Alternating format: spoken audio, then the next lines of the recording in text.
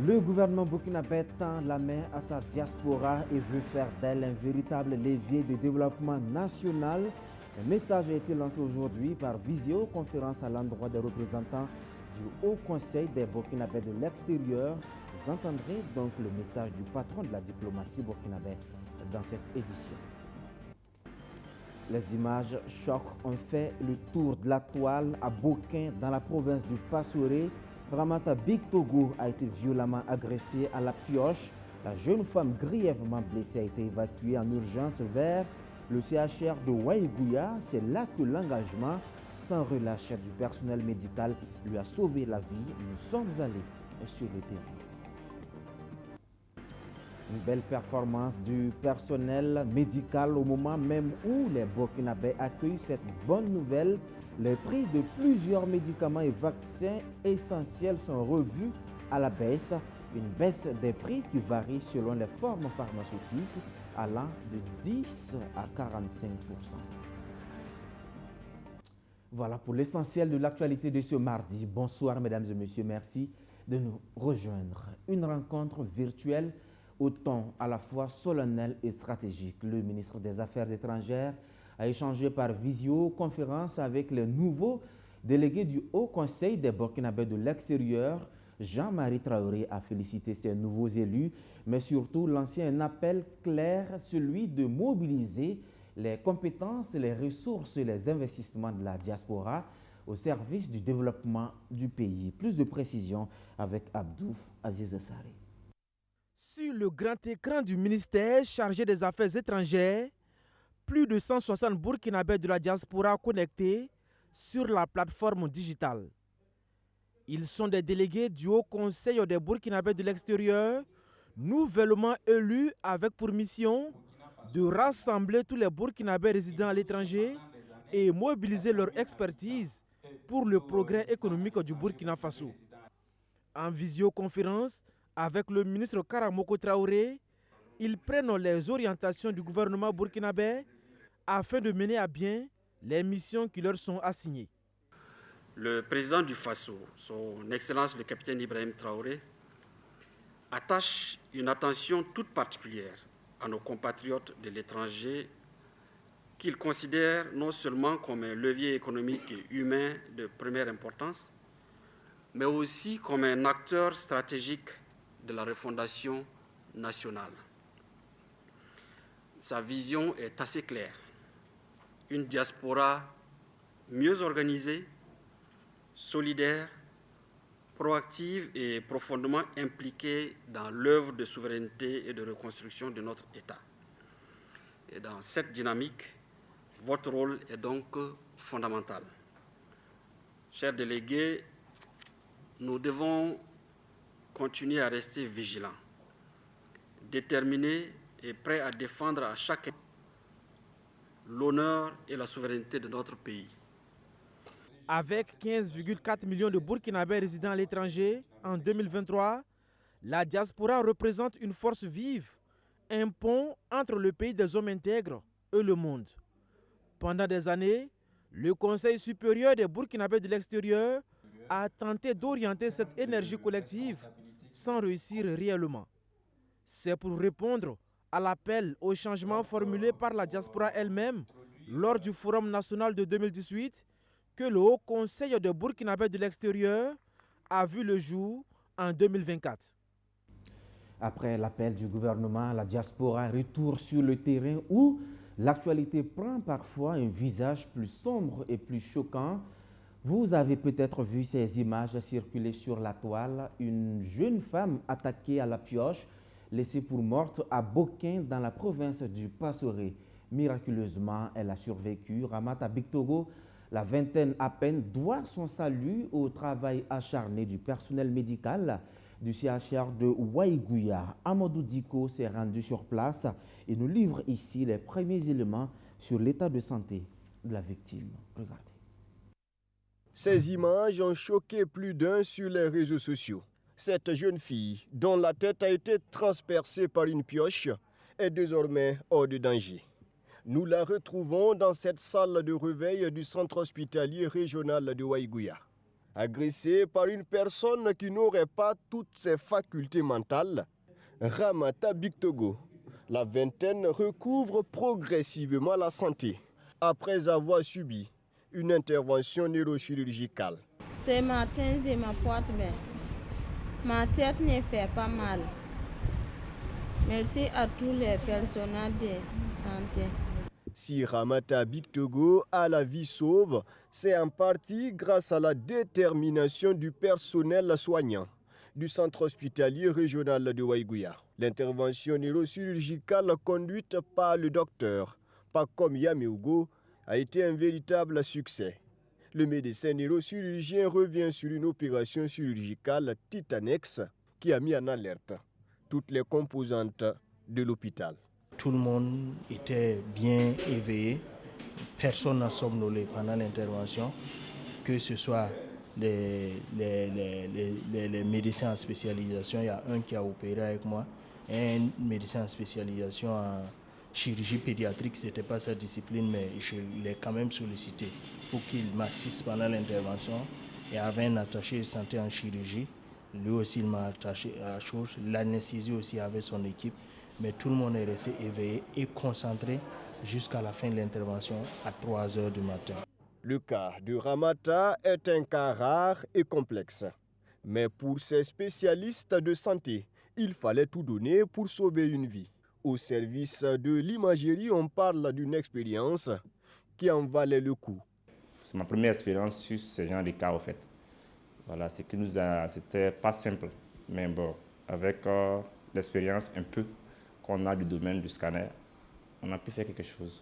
Je me suis senti l'homme le plus heureux parce que j'ai participé, j'ai donné ce que je pouvais pour sauver une vie. Donc, je suis très heureux. De la planification à l'intervention proprement parlée, il a fallu environ 18 heures à Dr Pakom Yameogo et son équipe. Un processus retardé par certaines difficultés. Si on avait suffisamment de salles et suffisamment de personnel, là, on allait pouvoir prendre rapidement les urgences parce que cette patiente, de 10 h, on l'a pris au bloc à 20 h. Donc 10 heures d'attente.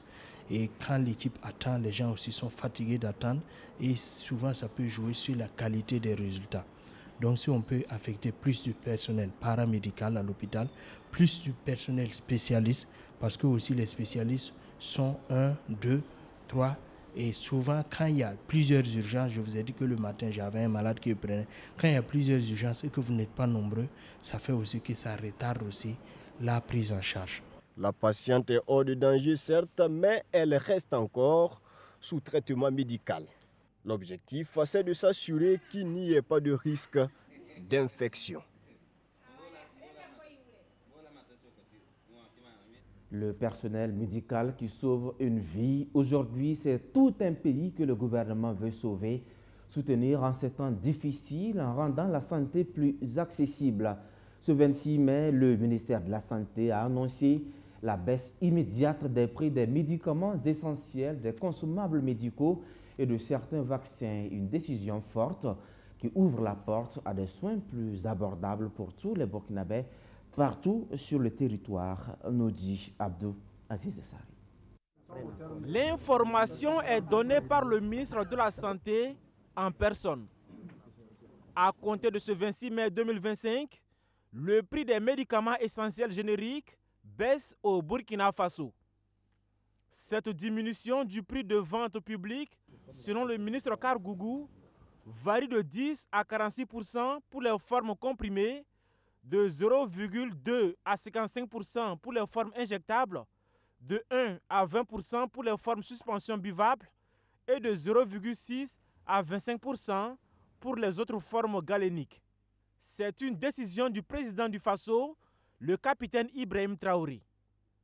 L'idée est de permettre aux Burkinabés à faible revenu d'avoir accès à des produits de santé de qualité et à moindre coût. Si on prend l'exemple d'une plaquette de Captopril, 25 mg, il s'agit d'un médicament anti-hypertenseur de haute qualité. Ce médicament va passer de 140 francs CFA à 75 francs CFA, soit une réduction de 46%, Et pour un traitement de 3 mois, le patient va économiser un peu plus de 1200 francs CFA par rapport à l'année 2024. Pour l'insuline, qui est utilisée dans le cadre du traitement contre le diabète.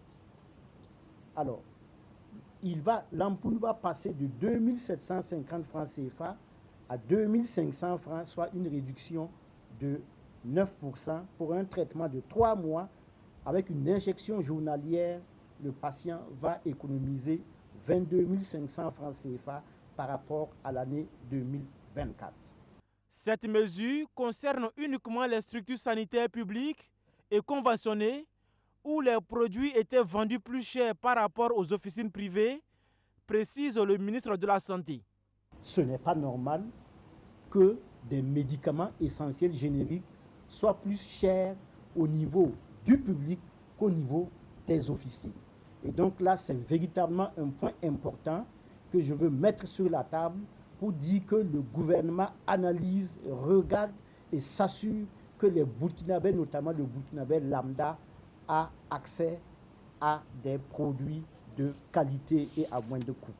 Outre les médicaments essentiels génériques et consommables médicaux, la baisse touche aussi les vaccins et les sérums aux portes-frontières. Ainsi, le prix de revient CAMEG de l'ampoule du sérum antivénimeux polyvalent Afrique de l'Ouest, injectable, qui coûtait 21 833 francs CFA, est cédé à un prix de vente publique de 2000 francs CFA, prix de cession CAMEG, sans aucune marge appliquée, mais plutôt une réduction de 19 833 francs CFA. Tout cela a été possible, selon le ministre Kargougou, grâce au relèvement du niveau de stock de la CAMEG. Et cela depuis sa transformation d'association en société d'État courant 2024, des actions ont été mises en œuvre pour relever les niveaux de stock. Ainsi, le niveau de disponibilité à 1 mois des stocks des 71 produits traceurs est passé de 45% en fin mars 2024 à 75% au 12 avril 2025.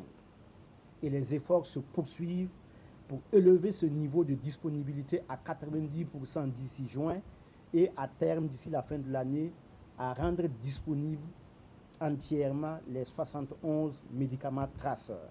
Un comité de suivi sera bientôt mis en place pour s'assurer de l'effectivité de la mesure au niveau des structures sanitaires publiques et conventionnées, rassure le ministre de la Santé.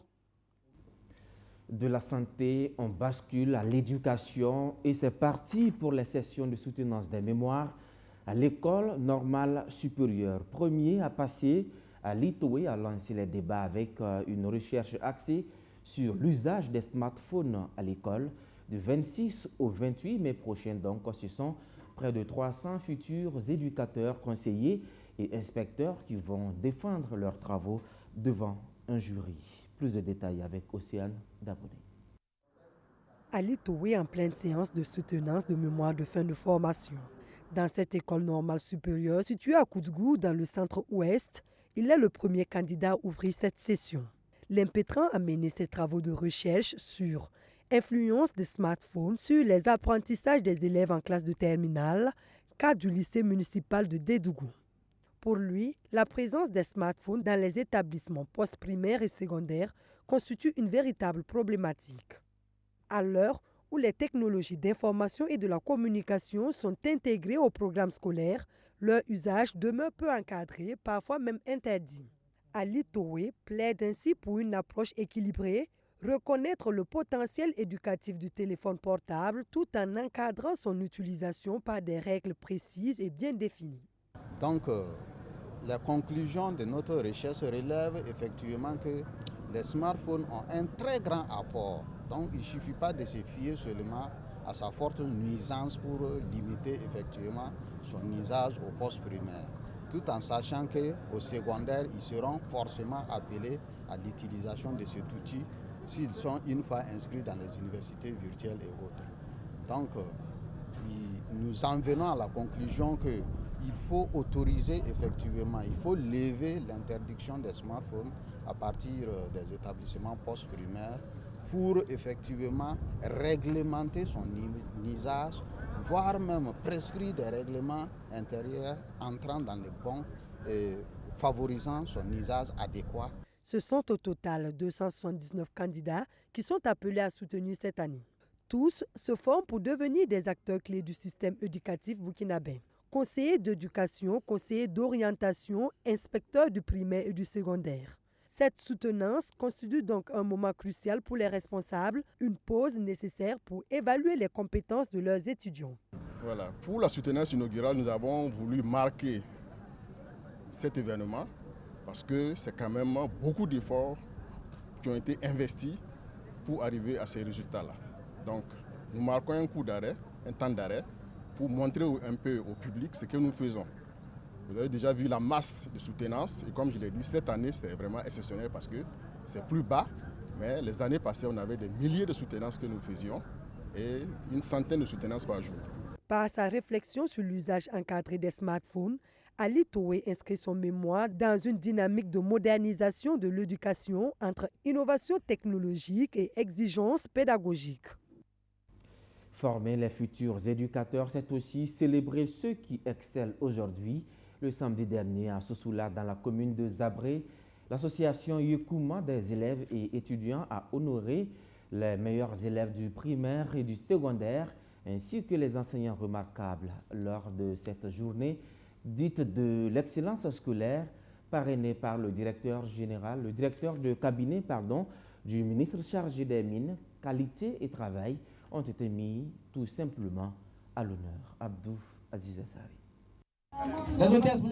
L'association Yekouma des élèves et étudiants de Sousoula dans la commune de Zabré célèbre encore l'excellence scolaire dans sa localité. 26 élèves du primaire et du secondaire récompensés pour avoir été les meilleurs dans leurs classes respectives. Avec 9,18 de moyenne obtenue, Abdul Aziz Boussim est classé premier de sa classe de CP1. Il reçoit un kit scolaire. Boussim Agiratou, en classe de 6e, reçoit elle aussi un kit scolaire plus une bicyclette. Elle a obtenu au cours de l'année scolaire la moyenne de 18,23. Je tiens à remercier les parents pour leur disponibilité, l'association Koulessi pour la remise des prix et enfin le professeur pour leur disponibilité et la connaissance qui nous transmet. Je suis content.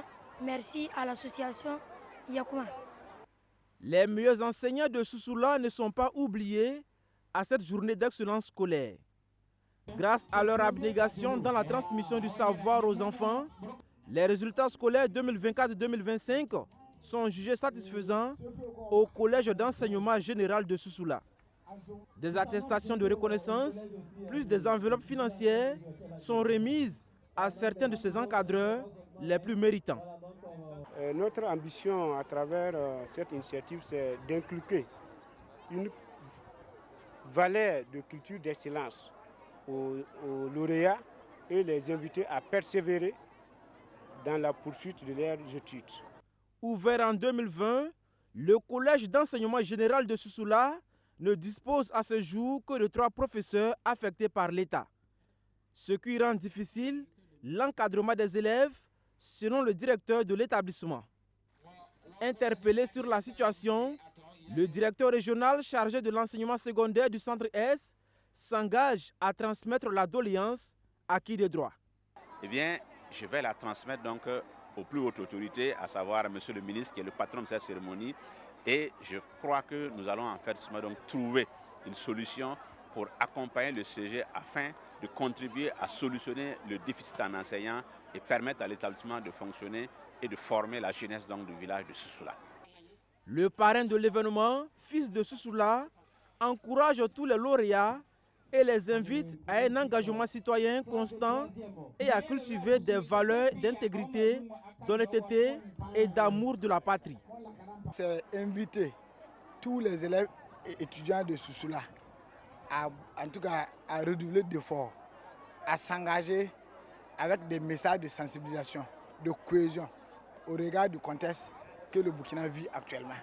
La célébration de cette journée de l'excellence scolaire a été également une occasion pour l'association Yekuma d'exprimer sa reconnaissance à ses partenaires qui soutiennent l'événement depuis le début. Et à Zabré, visiblement, l'excellence est célébrée à tous les niveaux avec les élèves. Cette fois, c'est la parole qui prend le pouvoir. La 9e édition du concours d'art oratoire Karnda Bissi a tenu toutes ses promesses face à une assemblée conquise. C'est le lycée départemental de Zouaga qui a dominé la finale, s'imposant avec force et éloquence. Une victoire de la parole, de l'audace et de l'esprit, signée Jeunesse du Centre-Est. On retrouve une fois de plus Abdou Aziz Sari.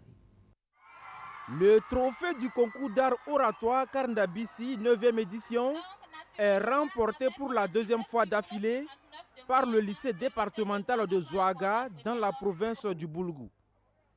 Il a battu en finale le lycée privé La Référence de Zabré dans la catégorie premier cycle et le lycée de Yungu au second cycle. Dans un débat antithétique sur des thèmes en lien avec les richesses naturelles et valeurs endogènes du Burkina Faso, le lycée départemental de Zouaga réussit à défendre sa position avec des arguments jugés convaincants par le jury. En plus des trophées et des fournitures scolaires, les vainqueurs repartent avec des ordinateurs portables et des enveloppes financières. Je n'ai pas de secret en tant que tel. Voilà, c'est juste l'apprentissage. Voilà, c'est battre, c'est juste cela. Sinon, il n'y a pas de secret en tant que tel. C'est de se donner. Parce que quand tu dis que tu veux, tu peux. Mais quand tu ne veux pas aussi, tu ne pourras pas. Donc, je me suis dit que je peux. Donc, je l'ai fait aussi l'année passée. C'était ma première participation. Deuxième participation encore, je l'ai fait. Donc, en tout cas, il n'y a pas de secret en tant que tel. Oui, très content.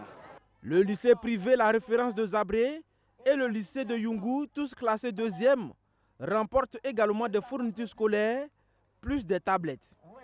Je prends la parole pour remercier non seulement le promoteur et les différents candidats. Et nous pensons que c'est des événements à encourager dans cette commune.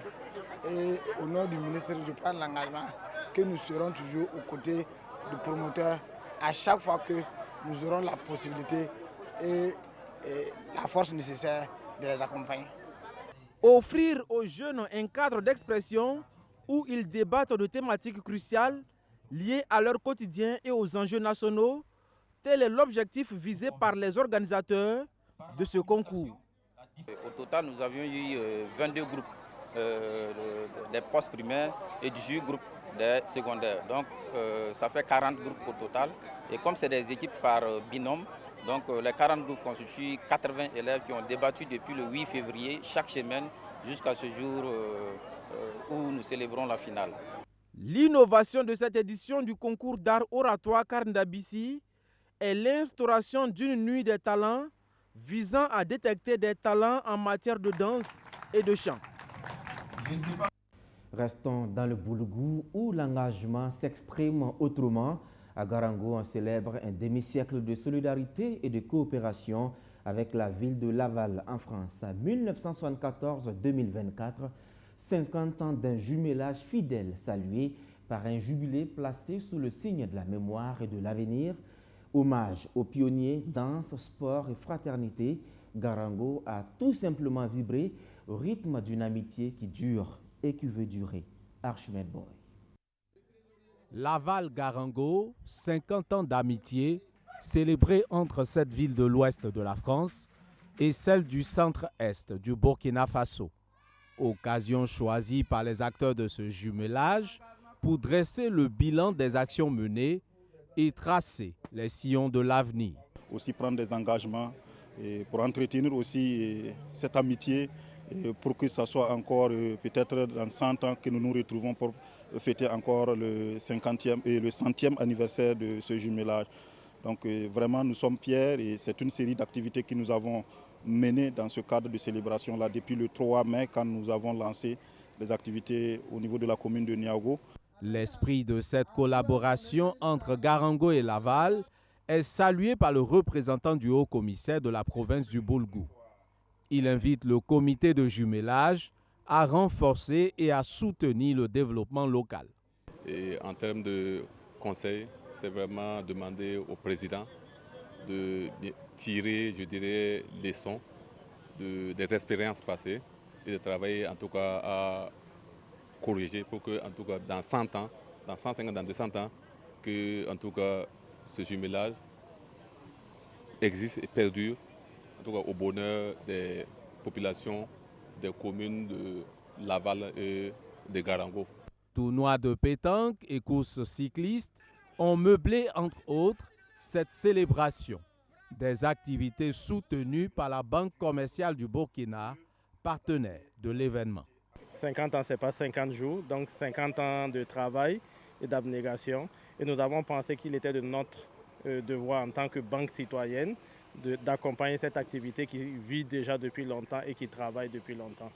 Cette commémoration a aussi été l'occasion de rendre hommage à certaines personnalités pour leur contribution remarquable au rayonnement du jumelage. La finale du tournoi de football baptisé Coupe de l'Amitié a mis fin aux festivités. Elle a vu la victoire au tir au but de l'équipe de Garango en jaune et vert sur celle de Boussouma en orange. Toujours dans le centre-est, cette fois cap sur Pissi-Zaossi à Koupela, où l'enfance était au cœur des attentions. Plan international Burkina Faso y a réuni des centaines d'enfants, de parents et d'acteurs locaux pour une journée dédiée aux droits de l'enfant. Théâtre, chant, témoignages, mais aussi messages forts autour du parrainage, vu comme un levier pour le développement communautaire. Bamori Traoré, Maxime Ilboudou. Pissi-Zaossi, village situé dans la province du Kouritenga, dans le centre-est. Ici, ce sont les enfants parrainés par l'ONG Plan Burkina qui sont à l'honneur de cette journée de réjouissance. Au menu de la célébration, des défilés, des danses traditionnelles et des récitations. Cette activité se veut un cadre d'interpellation et de sensibilisation des populations du Kouritenga sur le respect du droit des enfants. Il faut dire que cette année, nous célébrons la journée de l'enfant africain édition 2025 avec le thème le système de parrainage de plan international, un levier pour le développement communautaire. Cela pour, une fois de plus, magnifier les bienfaits du parrainage que nous entretenons.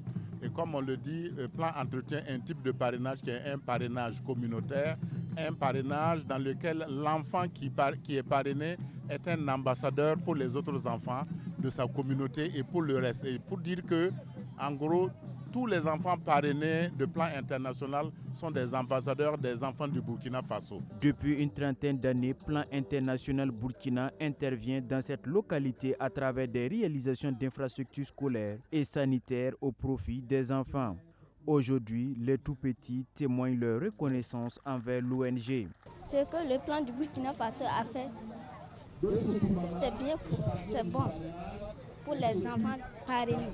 Le plan Burkina a fait des pompes, des écoles pour nous. Nous les remercions beaucoup. Je me suis quittée à l'école. Il n'y a pas de travail pour travailler. Grâce à Plan, il m'a aidé de faire formation de savon en liquide et en Citec et puis en Kabakourou. Ensuite, il m'a aidé avec l'argent. Je commence à aider mes petites sœurs. Et je demande aussi à Plan s'il pourrait m'aider à mes petits frères et mes petites sœurs pour qu'ils reviennent comme moi. Les premières autorités provinciales du Kouritenga saluent les efforts déployés par Plan international Burkina en faveur de l'éducation et de la formation des enfants du Burkina Faso. Les plus hautes autorités de notre pays ont fait de l'éducation une priorité. Donc trouver un partenaire qui vienne nous accompagner dans ce sens, dans les actions de développement du gouvernement, nous saluons les efforts de Plan Burkina et nous nous sommes adhérés à accompagner Plan à travers la mobilisation des populations pour cette journée de parrainage.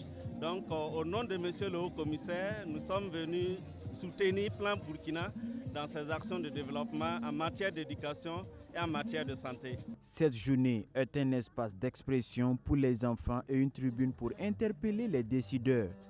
Dans un contexte national difficile, ces moments de reconnaissance et de solidarité donnent de l'espoir à toute une génération. On retourne à Zabré cette fois pour célébrer la culture et le vivre ensemble. À Ouangala, la 5e nuit culturelle du Léré a réuni jeunes et anciens autour du thème jeunesse, culture, paix et sécurité. Danse, tradition, bissa et message d'unité, la culture devient ici un pont entre les générations. Abdou Aziz Sari.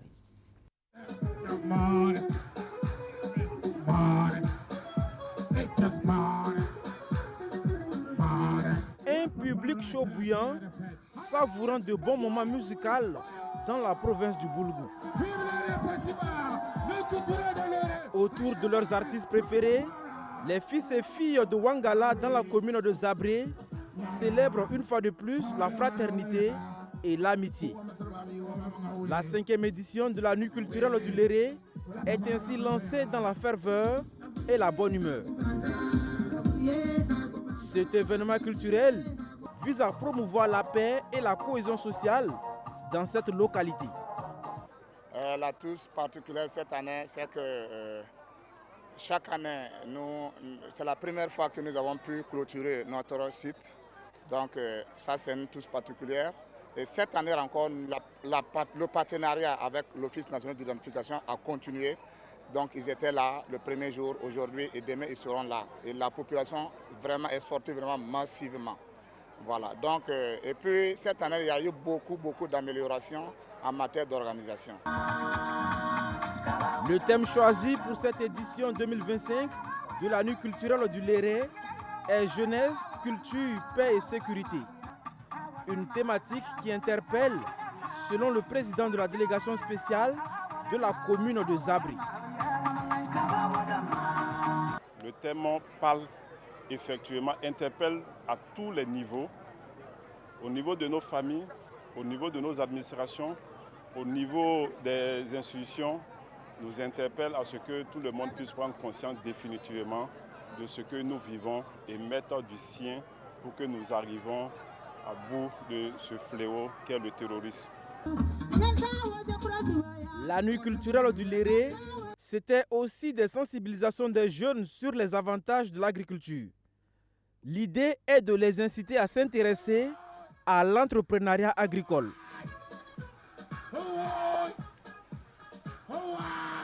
Et pour clore ce journal, l'association Kyogo a 20 ans d'existence, 2 décennies de vie, de parcours fait de haut et de bas. Depuis 2004, elle a permis la réinsertion sociale des enfants et jeunes en situation de vulnérabilité. Océane d'abonnés. Cela fait 20 ans que l'association Kyogo œuvre pour la réinsertion sociale des enfants et des jeunes en situation de grande vulnérabilité. Victimes de violences, déplacés internes ou enfants en situation de rue, plus de 50 000 mineurs ont été accompagnés par cette organisation. Après 2 décennies d'engagement, l'heure est à la rétrospective pour les responsables qui marquent une pause afin de mesurer les avancées réalisées. Nous faisons un bilan très positif. C'est des milliers d'enfants que nous avons pu accompagner. C'est des centaines de familles que nous avons pu accompagner. Et c'est des enfants qui ont été réinsérés, c'est des travailleurs, des gens qui sont réinsérés, qui ont du boulot. Ce qui nous réjouit davantage, c'est qu'on a de grosses perspectives. Nous avons aussi traqué des pédophiles, il faut le dire. Nous avons traqué des proxénètes et c'est une fierté pour nous. En tout cas, c'est un bilan positif d'une façon générale pour nous. Chaque année, plus de 500 enfants bénéficient d'un accès à l'éducation grâce à Kyogo, selon son coordonnateur général. Pour les bénéficiaires, cette prise en charge représente une véritable renaissance. J'ai connu Kyogo le jour de mon accouchement. Le jour de mon accouchement, quand j'étais en pleine contraction, c'est l'équipe médicale Kyogo qui m'a amenée dans leur CSPS. J'ai bénéficié d'un soutien psychosocial. Ils ont pris soin de moi sur le plan sanitaire. J'ai fait une réinsertion familiale, scolaire, tout ce qui va avec. Et j'ai eu un local sécurisant. Cette cérémonie du 20e anniversaire de l'association Kyogo s'est tenue en présence des partenaires institutionnels et des autorités. Un moment de reconnaissance, mais aussi un appel à l'action lancé par le ministère en charge de l'action humanitaire. En s'agissant de prendre en compte la réalité objective de la rue en tant que milieu de vie, notamment pour les enfants et jeunes en situation de rupture totale et intermittente avec leurs familles, Kyogo a pu établir un travail de proximité avec l'appui des pères éducateurs considérés comme des modèles de réussite, ce qui favorise la construction de la résilience des enfants en situation de rue. Au regard de la qualité des résultats, je voudrais rassurer Kyogo de la disponibilité de notre département à soutenir et à accompagner dans la mesure du possible toutes les initiatives présentes et futures. Je vous encourage à poursuivre donc cette belle aventure humaine avec la même passion, la même rigueur et la même vision. Car tant qu'il existera une seule personne en détresse, notre mission ne sera pas achevée. 2 décennies de service, des milliers de vies transformées. Kyogo entend poursuivre sa mission avec encore plus de détermination et de solidarité. Fin de ce journal. Merci à tous de nous avoir suivis partout au Burkina Faso et plus précisément depuis Komtoega dans le Boulgoul. À demain pour d'autres actualités. Bonsoir chez vous.